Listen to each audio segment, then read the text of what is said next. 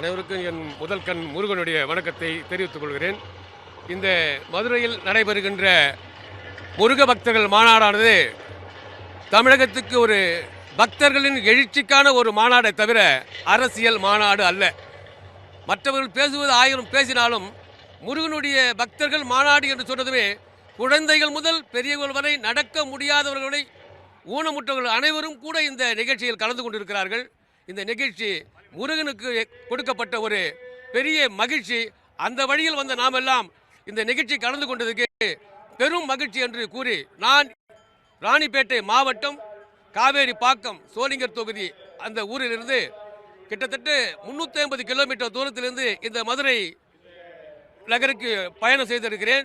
இந்த மாநாட்டை நடத்துவதற்காக எத்தனையோ சிக்கல்கள் வந்தாலும் அத்தனை சிக்கல்களையும் தவிர்த்து அரசியல் அல்லாத நான் நடத்தி காட்டுகிறேன் முருகா முருகா முருகா என்று சொல்வதற்கு இலக்கணமாக முருகனோட சக்தி தான் இந்த மாநாட்டை நடத்தி கொண்டிருக்கிறது.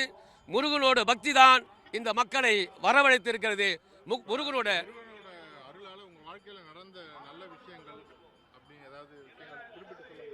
இருக்கு சார். என்னுடைய வாழ்க்கையில் முருகனோட பக்தன் நான். அது எனக்கு பாக்கியம் மனைவி 2 அதையும் சொல்லிவிடுகிறேன். ஆகையால் நான் முருகன் பக்தன். முருகனை நின்று என்றைக்கும் நான் தினமும் என் வீட்டுக்கு எதிரிலே முருகனுடைய கோபுரமும் விநாயகனுடைய கோபுரமும் இருக்கிறது. காலையில் எழுந்து அவருடைய முகத்தில் தான் விழித்து என் சுவைலுக்கு நான் வருவேன். முருகனின் அருளால் நான் 3 முறை உயிர் பிழைத்திருக்கிறேன். அதில் ஒரு முறை தண்ணீரில் முழுகும் போது ஒரு நண்பன் காலை பிடித்து இழுத்து கொண்டு விட்டான், காப்பாற்றி விட்டார். இன்னொரு முறை குழந்தையும் மனைவியும் மக்களுமாக படுத்திருக்கும் போது வீடு தானாக விழுந்து எங்களை காப்பாற்றி விட்டிருக்கிறது. இன்னொரு முறை 2 வீலர் ஆக்சிடென்ட் ஆகும்போது பின்னாடி வந்து என் காலை உடைத்து விட்டார்கள். 10 அடி உயரம் சென்ற நான் மீண்டும் உயிரோடு இருக்கிறேன் என்றால் அந்த முருகனோட அருள் தான் என்று உங்களுக்கு அனைவருக்கும் எடுத்து சொல்கிறேன். என்னுடைய ஊரு காவேரி பாக்கம், ராணிப்பேட்டை மாவட்டம், சோளிங்கர் தொகுதி. என்னுடைய பெயர் KC சீனிவாசன்.